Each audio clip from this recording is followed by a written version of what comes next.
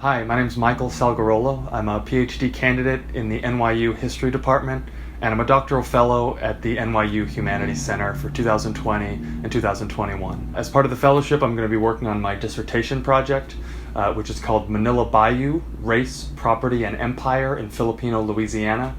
It's a history of Filipino communities in southern Louisiana from the mid-19th century to the mid-20th century. Filipino sailors started to come to Louisiana in the mid-19th century. They came to the port of New Orleans, they deserted, and they founded a fishing village in the bayou south of the city in a place called St. Malo.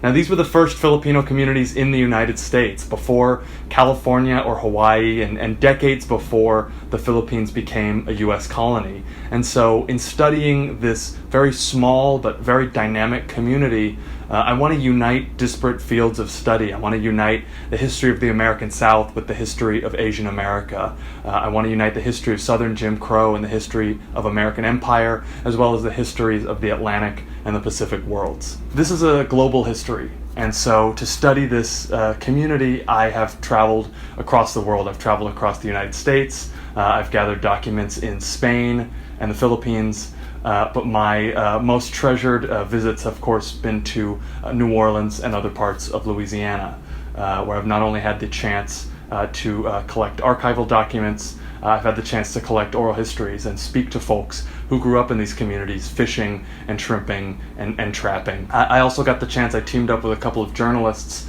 and we hired a boat to go out to St. Malo to see this place where Filipino sailors had built a settlement in the 19th century.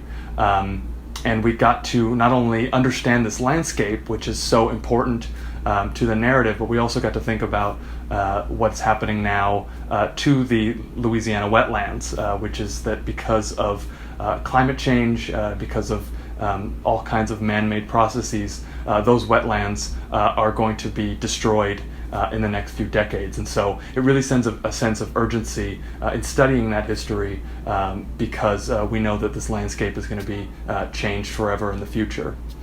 What I'm really looking forward to at the Humanities Center is being part of a community of scholars, folks in varying disciplines and at various stages of their career, at a time where we're all working isolated in our homes. I'm really excited to be part of a community where we can not only share the tools of our disciplines, we can talk about how to answer these fundamental questions in our societies and our cultures, and talk about how to share this knowledge with the world, not only within the academy, but outside the academy as well.